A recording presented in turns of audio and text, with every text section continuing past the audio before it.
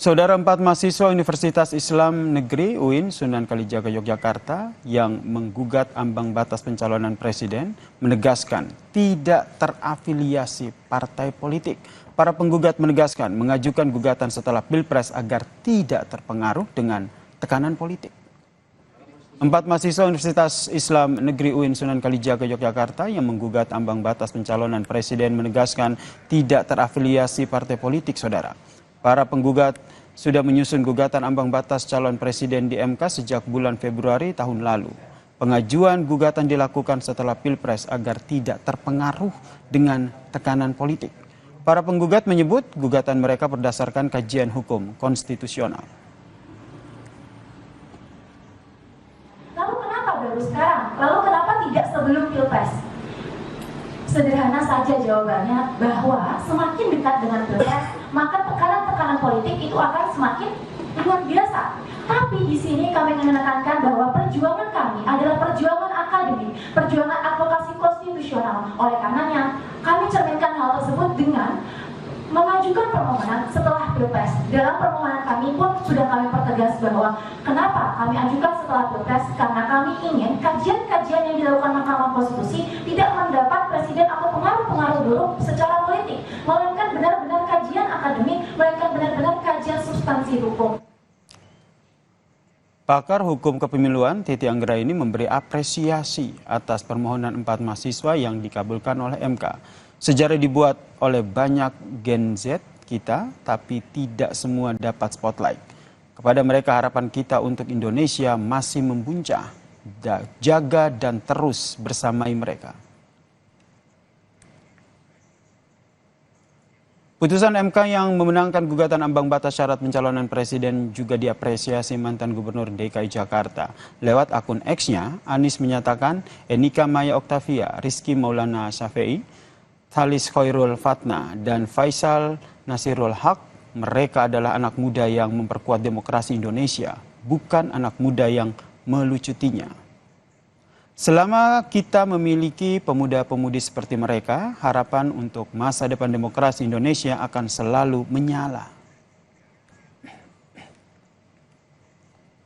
Mahkamah Konstitusi menghapus ketentuan ambang batas pencalonan presiden dan calon wakil presiden atau presidensial threshold minimal 20% kursi DPR dan 25% suara sah nasional pemilu. Hal itu diputuskan dalam sidang perkara nomor 62 tahun 2024 yang digelar pada Kamis 2 Januari 2025. Putusan ini, saudara, sekaligus membatalkan isi pasal 222 nomor 7 tahun 2017 tentang pemilihan umum. Penyampaian laporan tahun 2024 sekaligus juga sebagai tanda pembukaan. Amar putusan mengadili: 1. Mengabulkan permohonan para pemohon untuk seluruhnya. 2. Menyatakan norma pasal 222 Undang-Undang Nomor 7 Tahun 2017 tentang Pemilihan Umum Lembaran Negara Republik Indonesia tahun 2017 nomor 182 tambahan Lembaran Negara Republik Indonesia nomor 6109 bertentangan dengan Undang-Undang Dasar Negara Republik Indonesia tahun 1945 dan tidak mempunyai kekuatan hukum mengikat. 3. Memerintahkan pemuatan putusan ini dalam Berita Negara Republik Indonesia sebagaimana mestinya.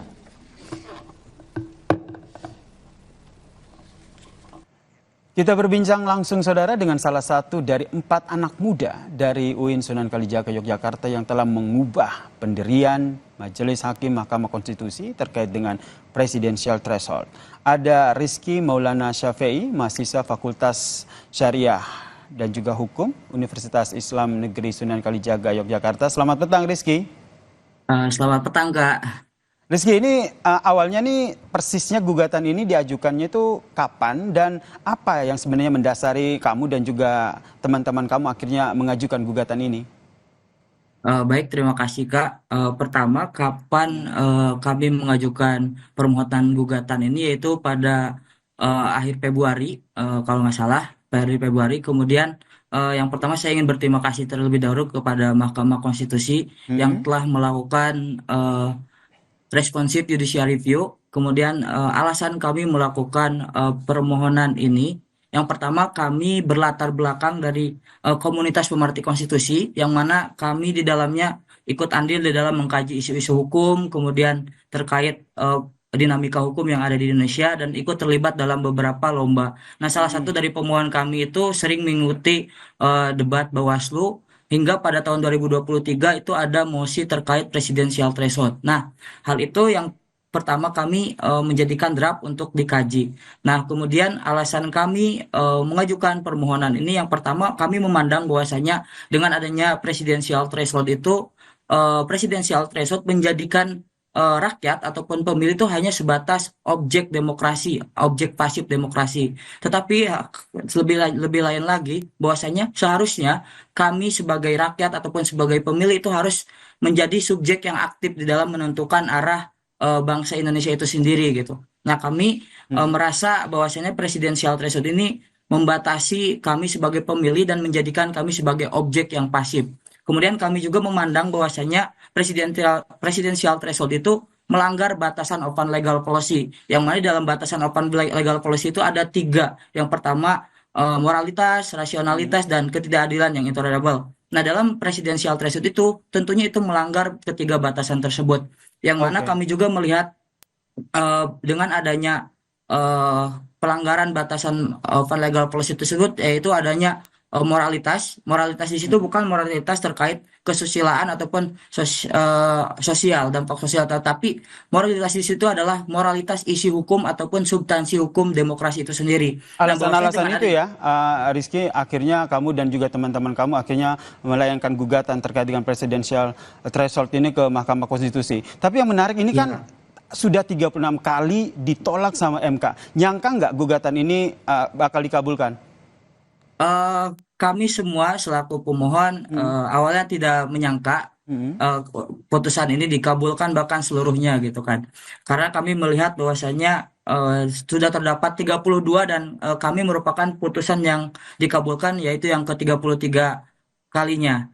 Nah, kami awalnya tidak mengira, tapi hal yang penting di situ karena kami melihat bahwasanya di putusan 90 pun bahwasanya Mahkamah Konstitusi menerima legal standing Almas gitu kan. Nah, kami juga di sini tadi lagi merasa dirugikan sebagai pemilih, yaitu mempunyai hak untuk menjadi subjek aktif di dalam demokrasi kita itu sendiri dalam menentukan arah bangsa kita itu sendiri gitu. Dalam proses gugatannya, Rifkin, dalam gugatan ini murni kamu bersama dengan 4 teman kamu, 3 teman yang lain, atau melibatkan kuasa hukum? Kami tegaskan kembali bahwasanya kami murni argumen personal, kemudian kami tidak berafiliasi dengan institusi apapun, kami berargumen secara personal sebagai pemohon. Kemudian pertanyaannya kami juga tidak menggunakan kuasa hukum karena keterbatasan kami sebagai mahasiswa, jadi kami berusaha mengkaji dan mengikuti sidang kami sebagai pemohon itu sendiri. Dalam proses persiapan gugatan, materi gugatan tentunya ini, dalam prosesnya itu apakah ada konsultasi begitu dengan pihak dosen dari UIN atau memang mereka hanya sepengetahuan aja atau mereka ikut terlibat dalam membantu? Pada awal mulanya balik lagi tadi kami berada di komunitas pemerhati konstitusi yang sering mengkaji dan kemudian presidensial threshold itu sering menjadi isu perdebatan ketika ada perlombaan-perlombaan. Jadi kami mempunyai draft-draft itu dalam mengkaji presidensial threshold itu. Kemudian dari beberapa dosen pun itu mengetahui ketika kami mengikuti persidangan untuk menghadirkan keterangan ahli. Nah, baru beberapa dosen mengetahui bahwasanya kami sedang melakukan judicial review di Mahkamah Konstitusi. Dan dosen-dosen Rifki yang diajak akhirnya disertakan menjadi dari ahli begitu ya dalam persidangan itu ya? Iya, saya mendatangkan ahli yaitu Dr. Yanci Arijona dari Fakultas Hukum UGM. Oke, dengan putusan ini, kamu melihatnya seperti apa nih wajah demokrasi Indonesia ke depannya? Tentunya dengan adanya penghapusan presidensial threshold ini tentunya bakal banyak nanti preferensi bagi pemilih untuk memilih calon presiden dan wakil presidennya. Kemudian semua orang nanti berhak untuk mengajukan diri mengikuti konsultasi. Kemudian tidak ada lagi diskriminasi bagi partai baru, kemudian partai kecil yang secara administratifnya terbatasi oleh dengan adanya ambang batas itu. Ini harapan Rizky dan juga teman-teman ya, akhirnya MK mengabulkan gugatan presidensial threshold ini. Yang juga banyak perbincangan adalah quote and quote ada backingan. Ini sudah dibantah ya sama Rizky dan juga teman-teman. Iya, kami tegaskan kembali bahwasanya kami berempat selaku pemohon dalam perkara 62 ini murni merupakan akademik kami, kemudian advokasi konstitusional kami di dalam mengajukan permohonan ini. Jadi tidak ada backingan baik dari instansi kami, baik dari partai politik manapun. Kami murni perjuangan akademik. Baik, terima kasih Rizky Maulana Syafi'i, salah satu mahasiswa Fakultas Syariah Hukum dan juga Fakultas Syariah dan Hukum dari Universitas Islam Negeri Sunan Kalijaga Yogyakarta telah berbagi informasi bersama kami di Kompas Petang. Salam sehat Rizky. Terima kasih Kak.